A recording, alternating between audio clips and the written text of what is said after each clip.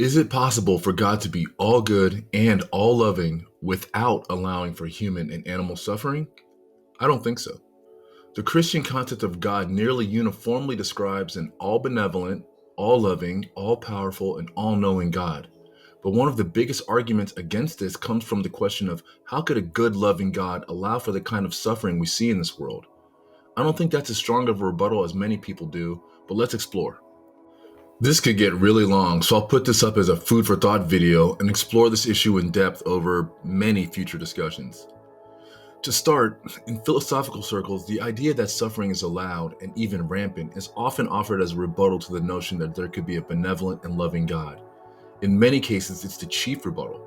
Now, I'm not a philosopher and I don't claim to be, though I am rather familiar and comfortable with the philosophical subject matter and their arguments. But for this one in particular, I find that the premise doesn't even hold up logically. Namely, I struggle to see how there could be a benevolent, loving God without suffering. So before we dig in, let's get a few assumptions out of the way. For the sake of streamlining the discussion, there'll be some things we need to set out up front. First, we will be assuming that it's even possible for there to be a God. This may sound obvious, but this topic requires us to entertain the hypothetical that there even can be a God. Additionally, we'll be attempting to try to use our human understanding to try to explore the motivations of such a hypothetical God, knowing that true understanding here is inherently impossible and maybe even foolish. Nonetheless, some human attempt at trying to explain why a hypothetical God would do anything will be required. And for this analysis, I will be referring to God as He. This is just a convention and an easy shorthand. Nothing more should be read into it. There's a final issue here before we dig into this, but it's a really important one. And that is, if there is a God, specifically the Christian concept of God, we as mortals can never truly understand why He would do anything. Thus, for the purposes of a philosophical analysis, we only need to find one plausible explanation for why such a God would allow suffering. If that explanation is plausible and logically consistent, and given the possibility of infinite explanations for why a hypothetical God would do anything, then the inquiry is done. At least this specific rebuttal to the existence of a loving God, i.e., why would a loving God allow for suffering, is put to bed. We don't even need to agree that the premises to the argument are true. For example, we could debate whether humans have free will, an interesting discussion in its own right. But unless the premise of free will is necessarily and definitively false, opposition to that concept can't be a basis to reject the argument here. And so as long as the premises laid out here, consistent with the Christian concept of God, are not necessarily and definitively false, they must be accepted and the argument can only be attacked on the analysis that flows from these premises. This point is critical, and so if you don't understand it, pause the video and spend some time processing it before proceeding. I'll start by laying out three widely held Christian premises on the nature of God. Again, there may be other characteristics and other God concepts entirely, but these are necessary conditions for the widely held Christian concept of God, even though they may not be sufficient. Premise number one, a loving God would want His subjects to experience joy and happiness. Premise number two, a loving God would want His subjects to have freedom to make choices. And premise number three, a benevolent God would not Himself do evil, but He might do good. Let's start with premise number one. A loving God would want His subjects to experience joy and happiness. John 15:11 says, "These things I have spoken to you, that my joy may be in you, and that your joy may be full." And Christians believe that God wants us, His subjects, to experience joy and happiness. What is joy? The dictionary describes joy as, quote, a state of happiness or felicity, end quote. The question for us is, how can anyone know what happiness or felicity even is? And the answer is, we must know what the opposite is. Sadness. Yes, unless we can know and feel sadness, we cannot know and feel joy. This isn't a personal opinion. Though we do not have time to get into all the details here, as that would be an analysis in its own right, almost every psychological study and analysis ever done on this subject says the same thing. There is no meaning to joy, no possibility of knowing the state of joy without also knowing its opposite. So if we accept the premise that a loving God would want His subjects to experience joy, then we must also accept that this same God would allow for the circumstances that elicit that feeling. In other words, sadness. We now turn to premise number two. Many Christians argue that God created humans with free will. Again, what is defined as free will is an entirely different conversation in itself. But for our purposes here, it doesn't particularly matter how it's defined.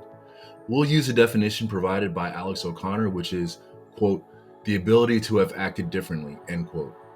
So the question here for us is whether, given a choice of options, do we have the freedom to actually choose one of those options?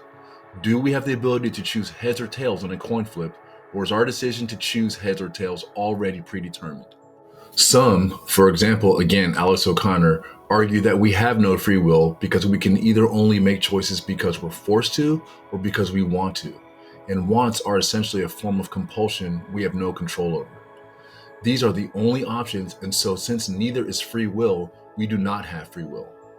For a few reasons, this is logically a fallacy.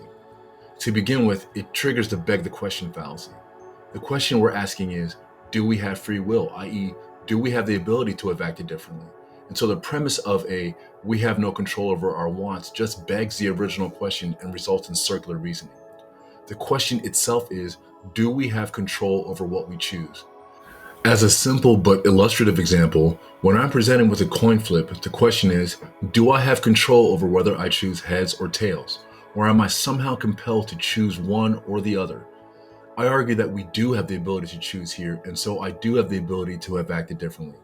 And that position is not and cannot be definitively shown to be false.